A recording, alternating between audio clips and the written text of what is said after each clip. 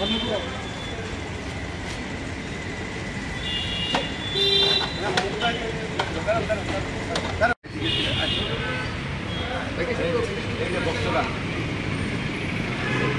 দুইটা নেই, দুইটা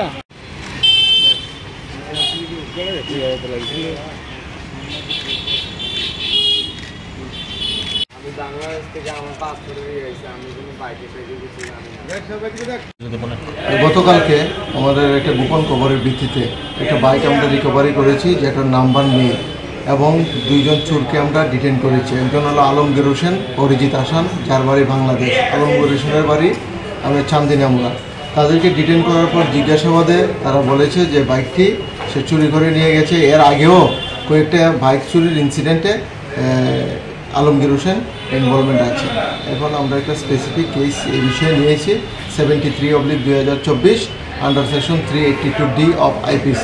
আজকে তাদেরকে পুলিশ রিমান্ড চেয়ে আমরা আদালতে প্রেরণ করব। বাইকটা কোথায় থেকে রিকভারি করা হয়েছে? বাইকটা জয়পুর থেকে রিকভারি হয়েছে। কতদিন আগে বাইকটা চুরি হয়েছিল এরকম কোনো খবর আছে? বাইকটা মাসখানেক আগে চুরি হয়েছে। বাইকের মালিক কি পাওয়া যাচ্ছে? না, বাইকের মালিকের জন্য আমরা ট্রেস করতে পারিনি। কোনো কমপ্লেনও হয়নি এই বাইক সম্বন্ধে? কমপ্লেন হয়েছে। পুলিশের টহলদারি নিয়ে বিভিন্ন মহলে প্রশ্ন হচ্ছে, কি বলবেন? মানে যে আগরতলা শহরে পুলিশে দেখেন আমাদের বিট পেট্রোলিং প্লাস আমাদের মোবাইল চলছে, কন্টিনিউ আমরা মোবাইল করছি এবং এই বিষয়ে আমরা প্রত্যেক দিনেই 15 থেকে 20 জন 25 জনের মতো আমরা প্রিভেন্টিভ অ্যারেস্ট করছি। হ্যাঁ, মদ বিরোধী অভিযান করছি, এগুলো আমাদের চলছে।